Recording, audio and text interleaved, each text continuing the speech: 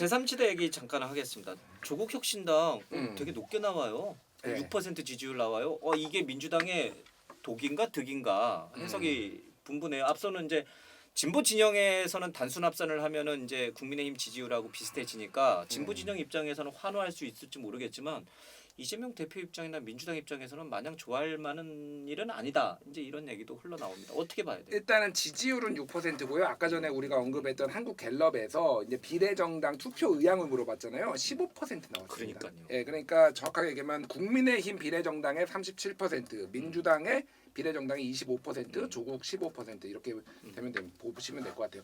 이게 무슨 얘기냐면은 일단은 2020년하고 한번 비교를 해보면 될 것 같아요. 2020년에 이제 민주당에서 이제 총선을 치렀을 때는 그때는 열린민주당이 지금 조국 혁신당의 포지션이었거든요. 그때 열린민주당이 막 이제 하니까 민주당에서 굉장히 민감해했어요. 그때는 다들 이제 비례위성정당도 처음 해보고 이게 어떻게 될지 모르니까 그래서 야 너희 형제정당 자매정당이라고 말도 하지 마. 너희 그럼 우리는 너 같은 형제자매 둔 적 없어. 이렇게 얘기를 하고 첫 번째 당선되더라도 절대 입당하거나 합당 없어. 이렇게 얘기를 했고 그때 이제 지지자들이 헷갈려 하니까 그때 김어준 씨나 이런 소위 말해서 이제 친문 유튜브에서 친민주당 유튜브에서 가르마를 타줬어요. 야 더불어시민당으로 가. 그래가지고 그때 뭐 열린민주당의 정봉주가 우리를 쓰레기 취급한다 그러면서 막 김어준하고 갈등도 생기고 막 그랬단 말이에요. 그거를 다 그리고 그때는 공천 갈등도 없었습니다. 민주당이. 그거를 뚫고도 5.4%가 나왔어요. 그러니까 이거는 딱 덩어리가 확인이 된 거예요. 그러니까 소위 말해서 더 매운 민주당, 더 강한 민주당, 더 센 민주당을 지지하는 사람들의 덩어리는 딱 이 정도다라는 거를 다른 요인이 없을 때. 근데 가장 이제 민주당 입장에서는 뼈 아픈 게 뭐냐면은 조국 대표가 왔을 때 이재명 대표가 반 윤석열 윤석열 정부 심판을 하려는 정치 세력과는 다 손잡는다. 그 중에 우리 조국 혁신당이 있다가 딱 손들어주는 순간 그 전에는 선을 그었는데 2020년에 이제 선이 없어졌잖아요. 그렇죠. 마음 편하게 갈 수 있게 돼. 물론 이제 뒤에 좀 대표 입장이 바뀔 수도 있고 그러지만은 사람들이 마음 편하게 갈 수 있고 이번에는 그 공천 파동이 세게 났잖아요. 그러니까 이재명이 싫은 사람들 중에서는 친문들이 이제 선택지가 이제 새로운 미래도 갈 수가 있고 그리고 아니면 이제 조국혁신당 갈 수 있는데 새로운 미래 같은 경우에는 이게 어부지리로 국힘한테 이를테면은 지역구를 내주는 것에 대한 약간의 견제 심리가 있기 때문에 조국혁신당으로 상당히 많이 가는 겁니다. 그리고 조국에 대한 약간 그 희미해진 비호감도가 희미해진 것도 있어요. 그리고 어쨌든 조국 대표가 여러 번 장관이 사과도 하고 뭐 이런 것들 전반적으로 봤을 때 지금 흐름이면은 두 자릿수 나오겠다. 10% 초반. 예. 지금 흐름이 안 변한다라고 본다면. 그건 동의하고 근데 이게 어디의 악재냐? 난 여당의 악재라고 본다니까. 국민의힘에. 국민의힘의 악재. 왜냐하면 지금 사실 민주당으로 이탈을 하려고 했던 많은 표들이 있었어요. 민주당 이탈하고자 했던 아니면 투표를 안 하고자 했던. 근데 이 사람들이 지금 조국이라는 당으로 간 거야. 방파제 역할을 해준 거지. 이탈층들이. 친명계 막 설치는 게 싫었던 진보 진영이 아이건 투표할 투표할 대안이 투표 안 할래 생겨버렸다. 했던 사람들이 간 거야. 그러니까 이게 빠졌으면 아주 최악의 경우 국민의힘으로 오진 않았겠지만 그럼에도 불구하고 그냥 기권으로 남아줬으면 좋을 세력들이 여기로 간 거예요.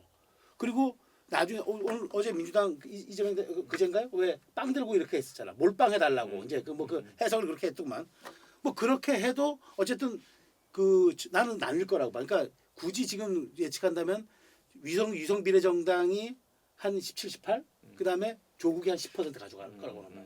그럼 총합은 국민의힘을 비슷하죠. 비슷할 거예요 아마. 지금 지지율만 놓고 보면 국민의힘을 앞서가는 거죠. 비례정당. 그렇죠. 앞서가는데 아마 총 득표수를 보면 그러니까 의석수는 비슷하게 될 거다. 그러니까 그 입장에서 보면 여당 입장에서는 중기권으로 빠져야 될 사람들이 그걸로 갔기 때문에 난 이게 오히려 악재고 그다음에 총합으로 놓고 보면 민주당으로서 나중에 연대하면 되니까 손해볼 일이 없는 거죠. 그러니까 난 이거 여당이 더 악재인 거예요. 그래서 윤재욱 원내대표가 이제 조국혁신당은 민주당의 위성정당이다. 자꾸 이제 이렇게 갈라치기 이제 들어가는 거죠. 들어가는데 요거 하나만 더 말씀드리면은 이게 좀 복잡한데 사실은 저는 17, 18%까지 떨어지진 않고 민주당 비례위성정당 더불어민주연합이 20%는 넘을 거라고 봐요. 왜냐하면은 2016년 총선에서 그때 이제 국민의당 바람이 불었을 때 민주당 지지율이 25, 국민의당이 26, 그리고 새누리당이 33 이렇게 나왔거든요. 그러니까 대체적으로 보면은 하한선이 한 25 정도로 된다라고 보는 게 맞을 것 같아요. 여기에서 이제 더 이탈하는 거 그리고 지난번에 민주당 그거를 하면은 지난번에 33.4 나왔는데 거기에 5.4 더하면은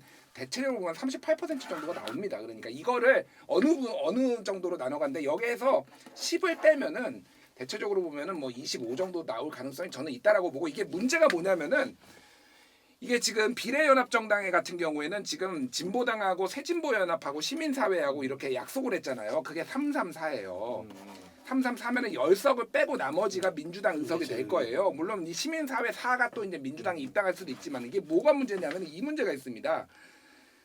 25%를 만약에 받는다고 치면은 더불어시민연합이 그러면은 12석이에요.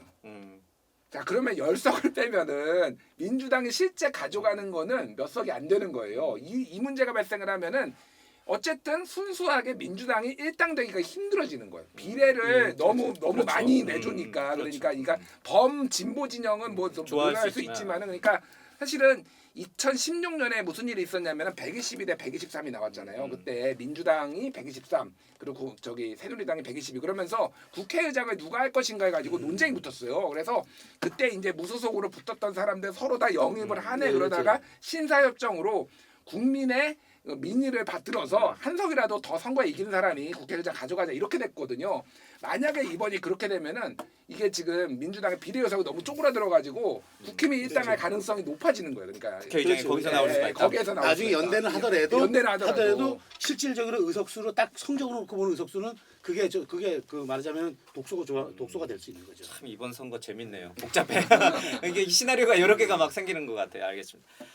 근데 이 조국 혁신당이 등장하면서 상대적으로 이준석 개혁신당과 저 이낙연 새로운 미래 이게 언론에서 사라져 버리고 있는 것 같아요. 화면에서도 잘 안 보이기 시작해서 이게 굉장히 뼈아픈 얘기가 될 것 같아요. 그래서 국민의힘으로서는 그래도 물론 이준석이지만 그래도 이준석이라는 말이 있듯이 그래도 얘는 전체적으로 보면 국민의힘 범여의 쪽에 파이니까 붙어- 범여의 파이니까. 근데 그럼에도 불구하고 어쨌든 지금 그 한동훈 입장에서는 국민의 힘으로 선거를 치르는 게 더 유리하다. 그러니까 실제로 뭐 사실 이렇게 된 이상 개혁신당이 이제 사실은 뭐 3, 4석 하기가 이제 쉬운 상황이 안 돼 버렸잖아요. 현실적으로 냉정하게 보면은 뭐 지금 뭐 나중에 또 정치인 생물이라니까 또 지지율이 바뀔 수도 있겠지만 그렇다면은 지금 국민의힘 입장에서는 개혁신당은 이제 변수 외로 내버려 두고 오히려 이제 본인들이 갖고 있는 강점 캠페인을 할 가능성이 높다고 봐요. 그래서 뭐 아쉽지만 오히려 저는 이준석 대표가 이제는 정말 그 본인의 생활을 걱정해야 될 지금 상황이 왔기 때문에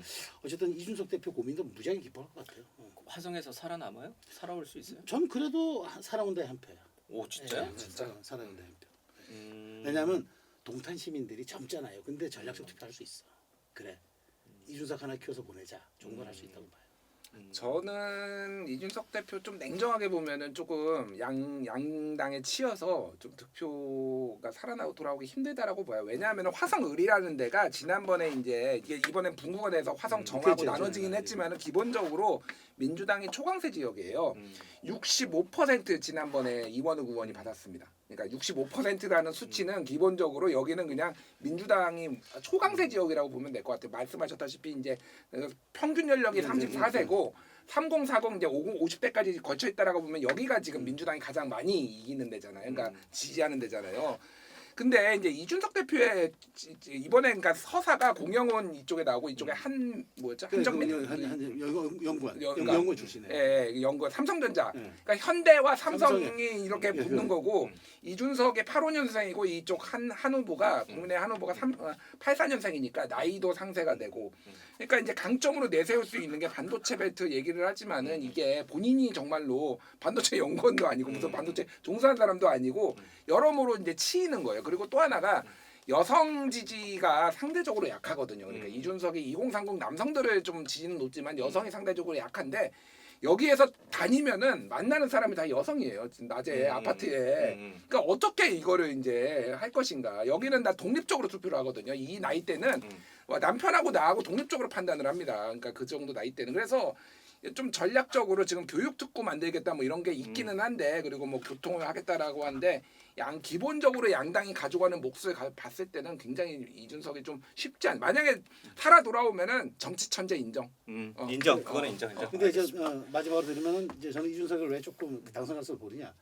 이 사람들이 그러니까 우리가 에펠탑 효과라고 그러잖아요. 노출 효과가 이준석이 너무 많이 받고 그다음에 이준석이 갖고 있는 게 어쨌든 정치 서사는 또 있단 말이에요. 그래서 그런 측면이 아까 얘기한 대로 맘들 투표에서는 좀 불리하게 작용할 수 있겠으나 그런데 사람들이 그래 그러니까 여기서는 진짜 진심 투표냐 전략 투표냐가 이제 나오는 건데 저는 후자일 가능성이 조금 더 보는 거예요. 알겠습니다. 이낙연 대표가 이끄는 이제 새로운 미래 얘기를 해야 되는데 이게 사실은 뭐 홍영표나 서른 의원의 뭐 합류 얘기도 있긴 합니다만은 사실 임종석이라든지 지금 뭐 탈락한 박강원이라든지 뭐 이런 사람들이 승복을 해버렸어요 민주당 결정에. 그러면서 새로운 미래하고는 딱 선을 그어버렸는데 이 이낙연 대표가 이끄는 이 새로운 미래는 어떻게 되는 거예요? 정치적 운명이 개혁신당보다도 더 지금 주목을 못 받고 있는데. 아예 지지율이 특정 여론조사에서 안 나와. 잡히는 경우도 있어요. 그러니까 1%가 안 된다라는 거죠. 그래서 이번 선거가 어쨌든 이제 원래는 우리가 8년 단위로 이제 삼지대가 힘을 발휘했다가 양당 정치로 갔다가 삼지대로 가는 이런 흐름을 봤을 때 이번에는 원래 삼지대가 상당히 초반에 여론조사가 셌거든요. 갤럽 기준으로 한 24% 정도가 상당히 찍겠다 이런 게 있었고요. 양당 심판론이 대충 국민의 4분의 1이었어요. 근데 이제 그게 깨지면서 이낙연, 이준석이 깨지면서 그 흐름이 확 이제 줄어들고 조국 신당이 치고 올라오고 그러면서 이제 양당으로 수렴하는 거라서 양당으로 이렇게 수렴을 하면은 새로운 미래는 미래가 없습니다. 죄송한데 왜 그러냐면은 결국은 이재명이 싫으냐 윤석열이 싫으냐를 가지고 이제 진보 진영한테 보수 진영이 찍을 건 아니잖아요. 물어보면은 이재명도 싫지만은 그래도 윤석열이 찍으니까 새로운 미래로 찍어줄 경우에는 이게 어부지리로 국민의힘이 당선될 수 있어. 이런 기본적인 정서가 있거든요. 그러니까 조국 신당은 기본적으로 우리는 1대1구도 안 깰 거예요. 민주당 다 가져갔어요. 우리는 비례만 가져갈게요라고 하니까 지지자들이 별로 불편함 없이 지금 찍고 있는 거고. 그래서 그거 지금은 양 진영 결집에서는 새로운 미래는 좀 미래를 보기가 힘들다. 예, 좀 뭐 죄송한 말인데 현재로서는 이름을 좀 바꿔야 되나? 태색 민주연대로 지금 뭐 바꾸겠다 예. 뭐 하고 있는데 바꾸겠죠. 그럼에도 불구하고 그렇다 하더라도 네. 진짜 이건 제한적일 것 같아. 참 이게 한석 이렇게 지역구에서 한석 얻기도 쉽지 않아. 정치는 흐름의 싸움인데 흐름의 싸움에서 놓쳤고 그다음에 결정력과 결정력의 시간에서 아주 패착을 둔 거죠. 근데 이게 그걸 놓치고 나면 이게 되돌릴 수 정치라는 거는 공간을 회복할 수 있어도 시간을 회복할 수 없다 그러잖아요. 이게 시간을 회복할 수가 없는 거지. 공간도 회복이 안 되죠. 이 세상에. 알겠습니다.